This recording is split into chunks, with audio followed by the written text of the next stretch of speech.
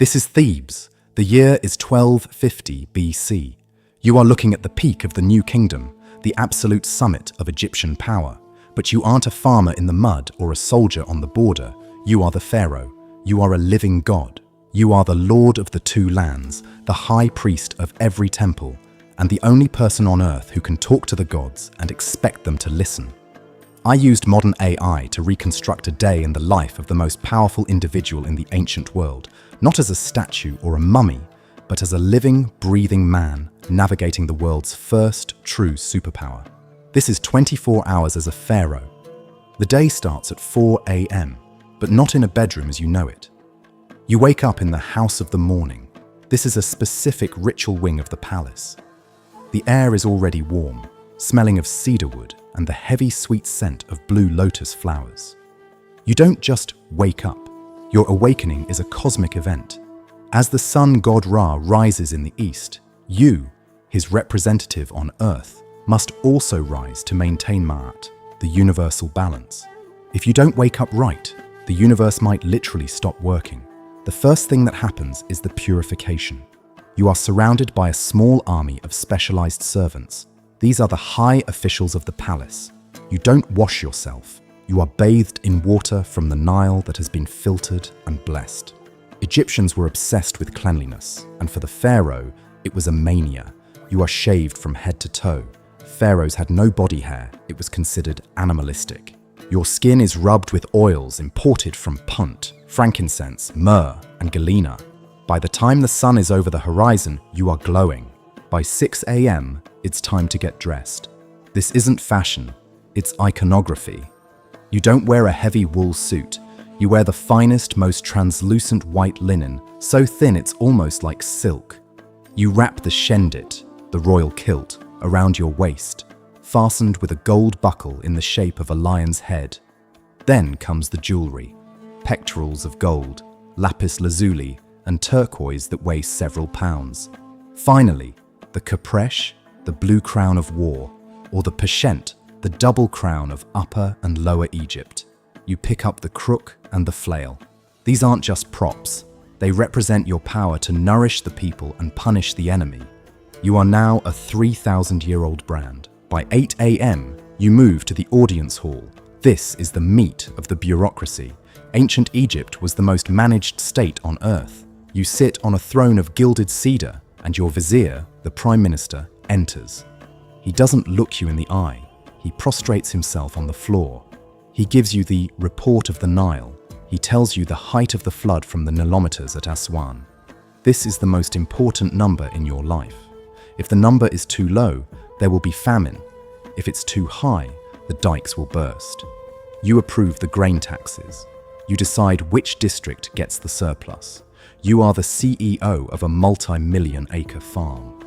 By 10 a.m., you leave the palace for the Temple of Amun at Karnak. This is where the AI reconstruction really shines. Today, Karnak is a forest of grey stone.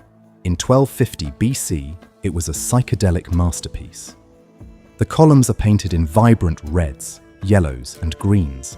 The tips of the massive obelisks, which weigh 300 tons each, are capped in electrum, a natural alloy of gold and silver. As the sun hits them, they don't just reflect light, they scream it across the city. You enter the Holy of Holies. No one else is allowed here, not even the high priest. You are the only person who can open the doors to the god's shrine. You break the clay seal, open the doors, and face the golden statue of Amun. You wash the statue, clothe it in fresh linen, and offer it food. You are performing the daily cult. In the Egyptian mind, if the pharaoh doesn't do this, the gods will leave the temples, and the desert will swallow the valley.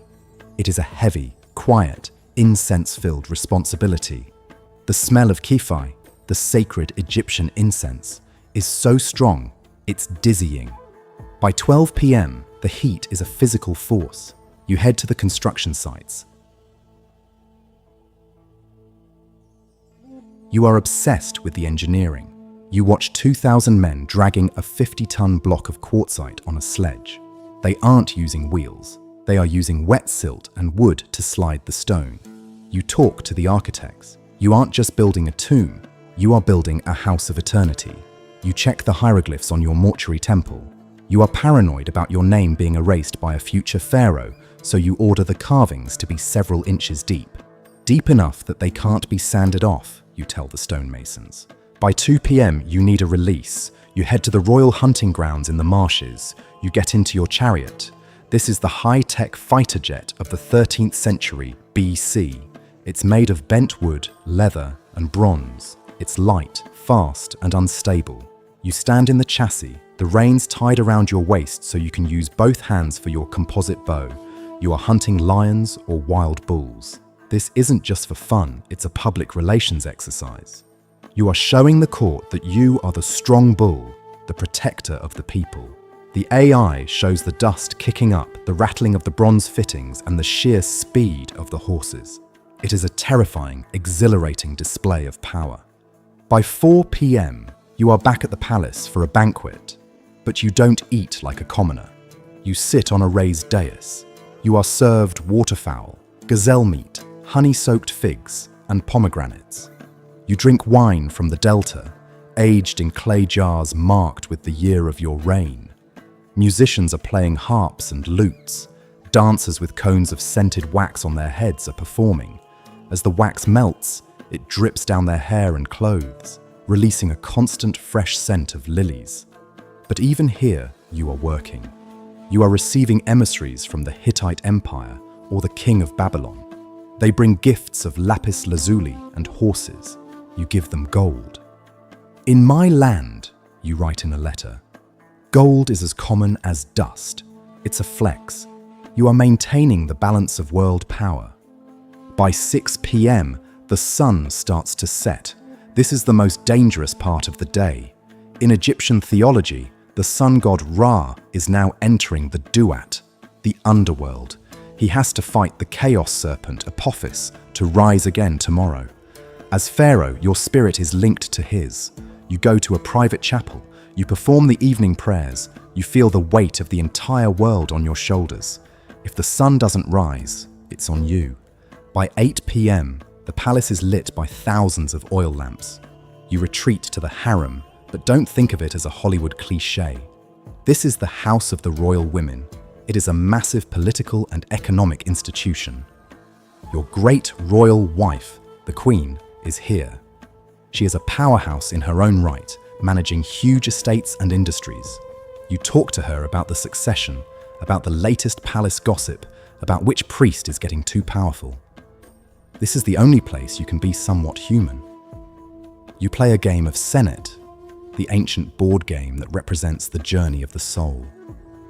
You move the ivory pieces across the board, but even here, you are thinking about the afterlife. By 10 p.m., you are exhausted. The mental and physical toll of being a god is immense. You are massaged again with oils to soothe your muscles from the chariot ride. You lie down in a bed made of ebony and gold. You don't use a pillow, you use a calcite headrest. It looks uncomfortable, but it keeps your head cool and protects your elaborate hairstyle or wig. Midnight. The palace is silent, guarded by the Medjay, the elite Nubian police force. Outside, the Nile is flowing, the farmers are sleeping, and the pyramids are glowing white in the moonlight. You lie there in the dark, listening to the wind in the palms, knowing that in 4 hours, you have to do it all again.